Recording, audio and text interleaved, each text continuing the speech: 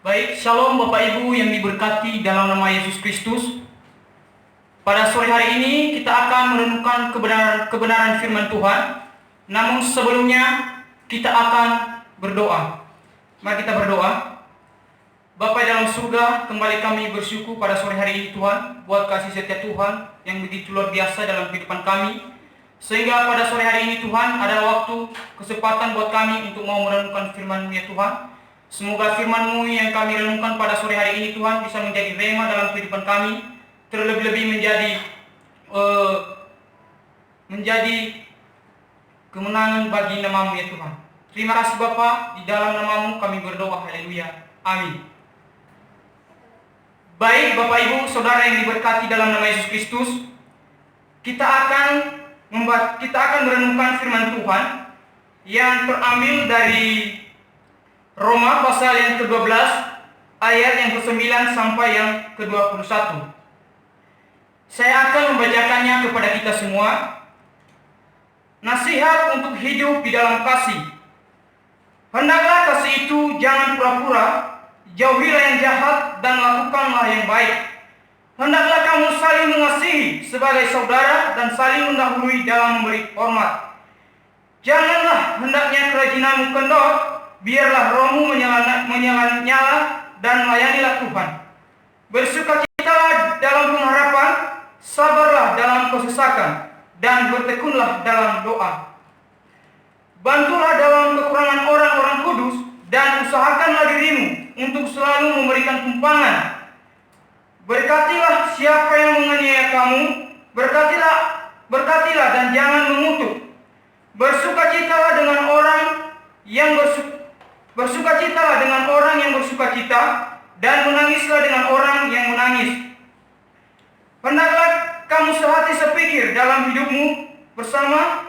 Janganlah kamu memikirkan perkara-perkara yang tinggi, tetapi arahkanlah dirimu kepada perkara-perkara yang sederhana.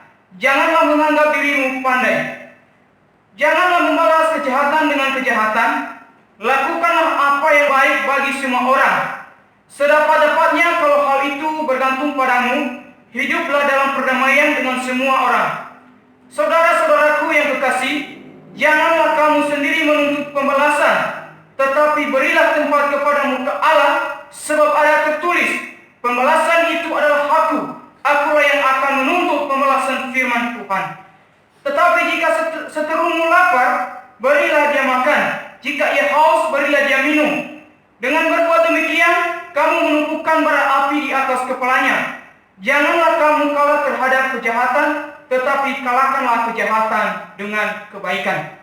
Baik, Bapak Ibu, Saudara yang diberkati dalam nama Yesus Kristus, kita tahu bahwa surat Roma ditulis oleh Rasul Paulus ketika ia berada dan melayani di Korintus pada perjalanan misi yang ketiga sebelum ia bertolak kembali ke Asia Kecil dan Yerusalem. Alamat suratnya ini Bapak Ibu, yaitu dia mengalamatkan kepada jemaat di Roma yang dikasihi Allah dan yang dipanggil dan dijadikan orang-orang kudus. Tujuan penulisan, Paulus menulis surat ini yaitu karena dia merasa tergerak untuk melayani dan di antara orang-orang kudus yang ada di Roma, dan melalui kunjungannya ini juga mereka saling menguatkan. Surat ini ditulis pada akhir tahun 55 dan sampai ke 56. Baik, teks firman Tuhan pada sore hari ini sebuah nasihat Rasul Paulus kepada jemaat yang ada di Roma. Ini mengenai tentang nasihat untuk hidup dalam kasih. Rasul Paulus memberikan nasihat ini kepada jemaat yang ada di Roma. Mengapa? Rasul Paulus menasihatkan jemaat yang ada di Roma ini, bagaimana jemaat yang di Roma ini mereka semakin kuat di dalam iman, bahkan mereka terus saling mengasihi satu dengan yang lain. Kita tahu bahwa orang-orang jemaat yang ada di Roma ini, mereka sudah hidup dalam Kristus, mereka sudah mengenal Tuhan, dan mereka sudah hidup di dalam kekudusan. Maka Rasul Paulus menegaskan lagi kepada mereka atau memberikan nasihat ini kepada mereka, supaya iman mereka dengan iman mereka yang sudah mereka miliki, mereka satu dengan yang lain. Ya, makanya Rasul Paulus ini memberikan nasihat kepada jemaat yang di Roma supaya bagaimana kehidupan mereka, supaya mereka bisa saling mengasihi dengan satu yang lain. Bagaimana supaya mereka bisa memiliki kasih yang tulus dan benar-benar berasal dalam diri hati mereka, dan kasih itu tidak berpura-pura. Bapak Ibu Saudara yang diberkati dalam nama Yesus Kristus, tema kita pada sore hari ini yaitu hidup di dalam kasih. Bapak Ibu Saudara yang diberkati dalam nama Yesus Kristus, kalau berbicara dengan kasih, yaitu kasih adalah perasaan yang dimiliki oleh setiap manusia. Perasaan ini timbul apabila seorang tersebut rasa memiliki dan menyayangi. Kasih juga bisa dikatakan hubungan keterkaitan antara seseorang dengan melakukan sesuatu. Bapak Ibu Saudara yang diberkati dalam nama Yesus Kristus, ini Rasul Paulus menasihatkan jemaat Roma ini, jemaat yang ada di Roma ini, supaya mereka hidup di dalam kasih, supaya mereka hidup di dalam kasih yang sesungguhnya, supaya mereka menjauhi kasih yang berpura-pura. Ya, kita tahu bahwa sudah saya jelaskan tadi bahwa jemaat yang ada di Roma ini sudah mengenal Tuhan, sudah mengenal Kristus, sudah hidup dalam kekudusan. Maka bagaimana supaya jemaat yang ada di Roma ini, supaya mereka tetap kuat di dalam Tuhan, bahkan mereka semakin bertumbuh dalam iman, dan bahkan mereka semakin melakukan hal-hal yang baik seperti kasih yang dinasihatkan Rasul Paulus kepada mereka. Rasul Paulus menasihatkan mereka supaya mereka hidup di dalam kasih yang sebaik mungkin, supaya jemaat Roma ini juga menjauhi yang namanya kasih yang berpura-pura. Rasul Paulus ini dia menasihatkan jemaat di Roma ini supaya mereka saling mengasihi dengan satu yang lain, supaya mereka satu dengan yang lain ini saling mengasihi. Karena kenapa? Di jemaat Roma memang mereka sudah hidup dalam Kristus, memang mereka sudah hidup dalam kekudusan, mereka memang sudah hidup dalam mengenal Tuhan, tetapi di antara mereka masih ada yang namanya masih ada konflik di antara mereka. Makanya Rasul Paulus ini menasihatkan lagi kepada mereka, menegaskan lagi kepada mereka supaya iman mereka itu supaya tetap kuat di dalam Tuhan. Bapak Ibu yang diberkati dalam nama Yesus Kristus, melalui tema kita pada sore hari ini ada 3 ciri orang yang hidup di dalam kasih. Yang pertama, memiliki kasih yang tidak pura-pura. Kita baca di ayat yang ke-9. Hendaklah kasih itu jangan pura-pura, jauhilah yang jahat dan lakukanlah yang baik. Bapak Ibu Saudara yang terkasih dalam nama Yesus Kristus, kita harus tahu dulu bahwa kasih yang pura-pura itu seperti apa. Kasih yang pura-pura itu yaitu kasih yang tidak tulus atau kasih yang tidak benar-benar berasal dalam hati, tetapi ia mengasihi seseorang itu karena ada tujuan maksud tertentu yang ia inginkan. Bapak Ibu Saudara yang diberkati dalam nama Yesus Kristus, jelas sekali bahwa Rasul Paulus ini menasihatkan kembali, menasihatkan jemaat yang ada di Roma ini supaya mereka menjauhi yang namanya kasih yang berpura-pura itu. Rasul Paulus ini ingin menasihatkan jemaat yang ada di Roma ini supaya mereka hidup di dalam kasih yang benar-benar berasal dalam hati mereka dan kasih yang tulus. Makanya Rasul Paulus menegaskan lagi kepada mereka bagaimana mereka jemaat dia di Roma ini mereka hidup di dalam kasih yang sesungguhnya, mereka hidup di dalam kasih yang tulus, mereka memiliki kasih yang benar-benar berasal dalam hati mereka. Bagaimana Rasul Paulus ingin menasihatkan kepada mereka supaya di mana mereka mengasihi seseorang itu harus benar-benar dalam hati mereka. Jangan karena ada sesuatu hal yang dia inginkan, makanya dia mengasihi seseorang itu. Ya. Rasul Paulus menasihatkan jemaat yang di rumah ini supaya mereka menjauhi yang namanya kasih yang berpura-pura itu. Ya. Rasul Paulus juga ingin menegaskan kepada mereka bahwa sebagai orang percaya, sebagai orang yang beriman, sebagai orang yang hidup dalam kekudusan, harus hidup di dalam kasih. Ya. Harus hidup di dalam kasih. Kita harus mengasihi seseorang, kita harus mengasihi sesama kita dengan ketulusan hati kita, atau benar-benar berasal dalam hati kita. Jangan kita mengasihi seseorang itu karena ada tujuan, maksud yang akan kita inginkan kepada dia. Itu kasih yang berpura-pura. Demikian juga dalam kehidupan kita, Bapak Ibu Saudara yang diberkati dalam nama Yesus Kristus. Bagaimana kita orang yang sudah hidup di dalam Kristus, yang sudah mengenal Kristus, bagaimana kita supaya kita hidup di dalam kasih itu? Bagaimana supaya kita menghidupi kasih yang berasal dalam diri kita, yang berasal dalam hati kita, atau kasih yang tulus?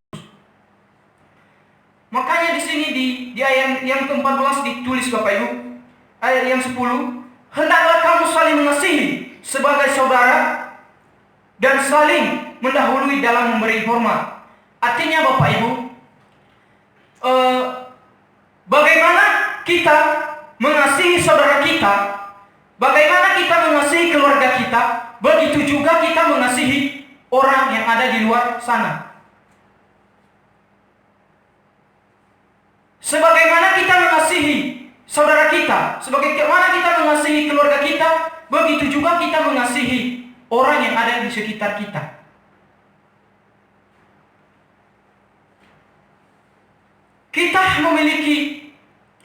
Kita sudah menerima kasih Kristus dalam kehidupan kita. Kalau kita membayangkan bagaimana kasih Kristus dalam kehidupan kita, Bapak Ibu, yang Dia korbankan bagi kita hanya untuk kita, apakah kita tidak bisa melakukannya? Mungkin secara manusia tidak bisa melakukannya, Bapak Ibu. Tetapi mari kita belajar supaya kita hidup dalam kasih itu. Tetapi mari kita belajar bagaimana kita menghidupi kasih yang benar-benar berasal dalam hati kita. Bapak Ibu yang terkasih dalam nama Yesus Kristus, di poin yang pertama ini Bapak Ibu, kita harus menghidupi kasih itu. Kita harus menghidupi kasih yang tulus, yang benar-benar berasal dalam hati kita, yang benar-benar kasih yang diinginkan oleh Tuhan. Jangan kita mengasihi seseorang itu karena ada sesuatu hal yang kita inginkan. Kita lanjut, Bapak Ibu, di poin yang kedua. Di poin yang kedua, menjadi saluran berkat bagi orang lain. Kita baca yang ayat yang ke-13. Di sini dikatakan, bantulah dalam kekurangan orang kudus, dan usahakanlah dirimu untuk selalu memberikan tumpangan. Bapak Ibu yang diberkati dalam nama Yesus Kristus,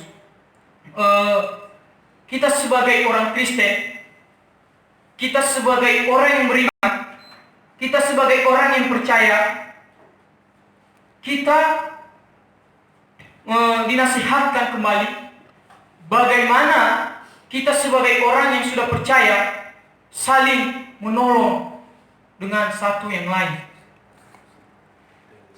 Kita menolong dalam kekurangan orang. Ya. Rasul Paulus menasihatkan jemaat yang ada di Roma pada waktu itu, di mana dia menasihatkan jemaat yang ada di Roma itu, orang yang sudah percaya, orang yang sudah mengenal Kristus, orang yang sudah hidup dalam kekudusan, supaya mereka saling menolong dalam kekurangan saudara atau teman-teman mereka, atau yang ada di sekeliling mereka. Rasul Paulus menasihatkan jemaat yang ada di Roma itu supaya mereka saling membantu atau saling menolong satu dengan yang lain. Demikian juga dalam kehidupan kita, Bapak Ibu. Kita diajarkan, kita dinasihatkan bagaimana kita supaya kita bisa menolong orang yang tidak mampu atau menolong orang yang masih berkekurangan. Kita yang sudah memiliki harta, kita harus membagi-bagikannya kepada orang yang masih belum mendapat harta, orang yang masih miskin. Jangan kita mendapatkan sesuatu, kita mengambilnya semua. Tetapi marilah kita membagi-bagikan apa yang kita miliki itu kepada orang yang tidak mampu. Ya, kita sebagai orang percaya, kita sebagai orang yang sudah menerima kasih Kristus, marilah kita juga saling menolong dengan satu yang lain. Mari kita juga membantu orang yang masih berkekurangan yang ada di luar sana.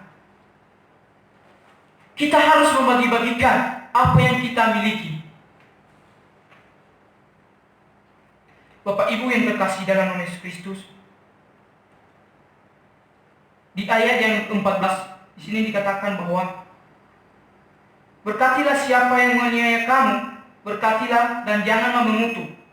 Artinya Bapak Ibu, kalau kita melihat kehidupan Rasul Paulus pada waktu ia melakukan pelayanannya, dia melakukan pelayanannya itu demi Tuhan, demi untuk Tuhan. Tetapi dia melakukan pelayanan itu juga untuk memberitakan Injil kepada semua orang. Dan Rasul Paulus bukan hanya itu yang dia lakukan pada waktu itu. Dia juga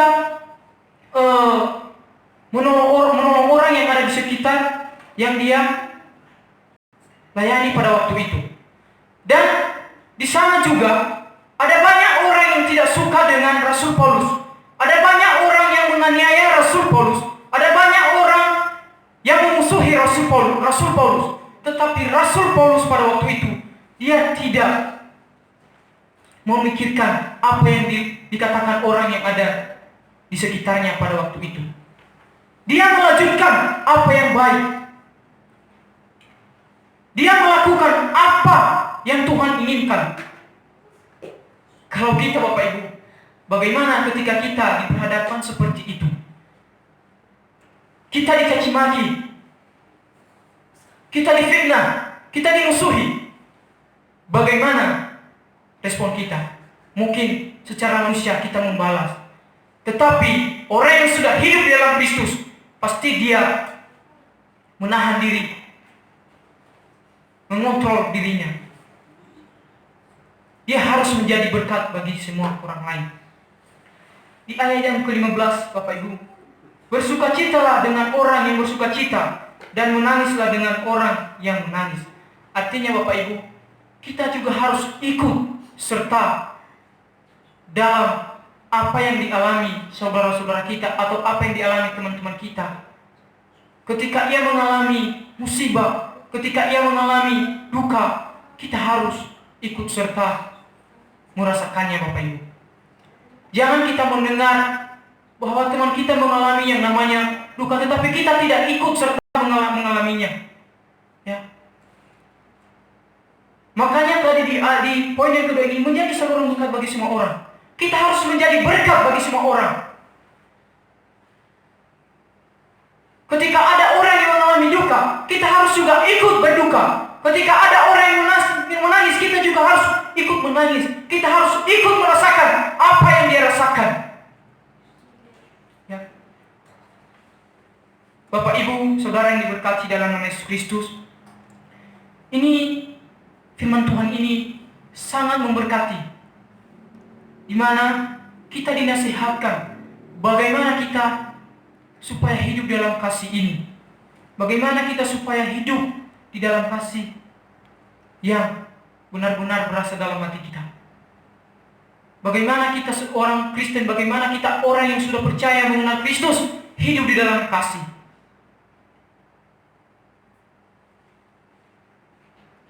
Bapak Ibu yang diberkati dalam nama Yesus Kristus. Di ayat yang ke-15, kita harus benar-benar merasakan apa yang dirasakan oleh orang lain. Jangan kita mendengar ada teman kita atau saudara kita atau orang lain mengalami yang namanya musibah, tetapi kita tidak mau menolong atau kita tidak mau ikut serta mengalami penderitaan itu. Ketika saudara kita mengalami yang namanya musibah, kita harus juga ikut serta untuk merasakannya. Bapak Ibu yang diberkati dalam Yesus Kristus, kita diajarkan bagaimana supaya kita bisa benar-benar merasakan apa yang dirasakan oleh orang lain. Jangan kita seperti orang munafik. Mereka hanya tahu ngomong, mereka hanya tahu tentang firman Tuhan, tetapi mereka tidak bisa melakukannya dalam pribadi mereka kepada orang lain. Kita harus belajar Bapak Ibu, bagaimana kita orang yang sudah percaya ini, kita harus saling merasakan yang dirasakan oleh orang lain. Kita lanjut Bapak Ibu di poin yang ketiga, tidak membalas kejahatan.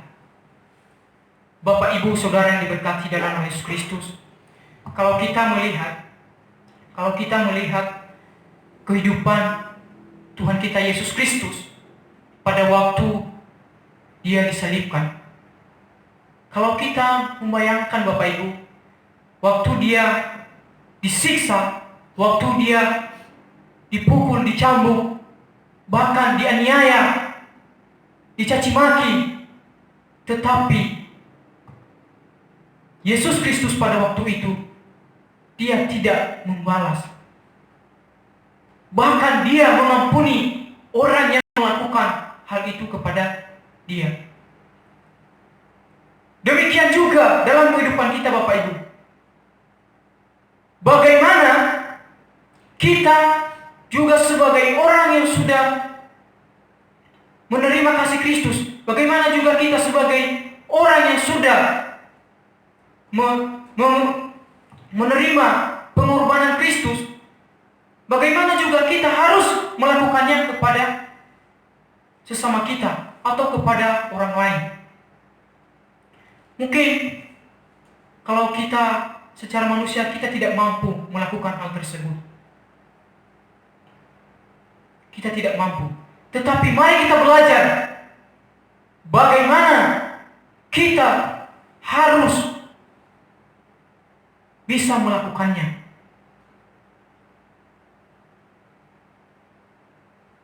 Di saat orang menghina kita atau mencaci maki atau menganiaya kita, kita harus sabar.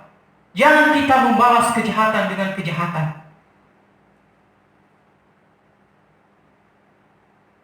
Maka di sini juga Rasul Paulus mengajarkan kepada jemaat, menasihatkan juga kepada jemaat yang ada di Roma pada waktu itu, bagaimana juga mereka yang sudah hidup dalam Kristus itu, yang sudah menerima kasih Kristus, mereka juga tidak membalas kejahatan dengan kejahatan. Rasul Paulus menasihatkan jemaat yang ada di Roma pada waktu itu supaya mereka, orang-orang yang sudah percaya ini, di saat ada orang yang menganiaya mereka atau di saat ada orang yang mencaci maki mereka, jangan membalas kejahatan dengan kejahatan. Itulah yang Rasul Paulus ajarkan kepada jemaat yang ada di jemaat Roma pada waktu itu Bapak Ibu. Demikian juga dalam kehidupan kita pada saat sekarang ini. Bagaimana juga kita harus bisa melakukan hal tersebut. Di saat orang melakukan hal itu kepada kita, kita juga harus bisa sabar dalam mengalami hal yang sama. Di saat orang mencaci maki kita, jangan kita juga membalasnya. Ya. Karena firman Tuhan berkata di ayat yang ke-19 di sini dikatakan bahwa saudara-saudaraku yang kekasih, janganlah kamu sendiri menuntut pembalasan, tetapi berilah tempat kepada muka Allah, sebab ada tertulis, pembalasan itu adalah akulah yang akan menuntut pembalasan, firman Tuhan. Bapak, Ibu, Saudara diberkati dalam Yesus Kristus, jelas sekali bahwa di saat kita mengalami yang namanya penganiayaan, atau di saat kita dimusuhi oleh orang, atau kita dicaci maki oleh orang, jangan kita membalas. Karena itu bukan hak kita membalas kejahatan. Itu bukan hak kita membalas perbuatan mereka yang mereka lakukan kepada kita. Tuhan yang akan melihat mereka dan menegur mereka dengan kesalahan yang mereka lakukan kepada kita. Ya. Bapak, Ibu, Saudara yang diberkati dalam nama Yesus Kristus, dalam firman Tuhan ini kita diajarkan bagaimana kita supaya hidup di dalam kasih, ya. Dan bagaimana juga kita harus memiliki ciri yang ketiga ini, yaitu memiliki kasih yang tidak pura-pura, menjadi saluran berkat bagi semua orang lain, dan tidak membalas kejahatan. Dalam ketiga poin ini Bapak Ibu, marilah kita melakukannya tiap-tiap hari, bahkan setiap waktu, bahkan dalam kehidupan kita Bapak Ibu. Mari kita melakukannya dengan baik. Mari kita melakukannya dengan ketulusan hati. Mari kita melakukannya dengan kerendahan hati Bapak Ibu. Bapak Ibu yang dikasih dalam Yesus Kristus, demikian firman Tuhan yang bisa saya sampaikan pada sore hari ini. Semoga firman ini menjadi rema dalam kehidupan kita dan menjadi penguat kita di masa yang akan datang. Mari kita berdoa. Bapa dalam surga, terima kasih Tuhan, kami sudah mendengarkan firman-Mu ya Tuhan. Bagaimana kami diajarkan Tuhan, bagaimana kami orang yang sudah percaya, bagaimana kami orang yang sudah hidup dalam Kristus, bagaimana kami yang sudah hidup dalam kekudusan, kami bisa hidup dalam kasih yang telah kami renungkan pada sore hari ini ya Tuhan. Ya Tuhan, Engkau yang mengajarkan kami Tuhan, supaya kami bisa melakukannya ya Tuhan. Terima kasih Bapa, di dalam nama-Mu kami telah berdoa dan mengucap syukur. Haleluya. Amin.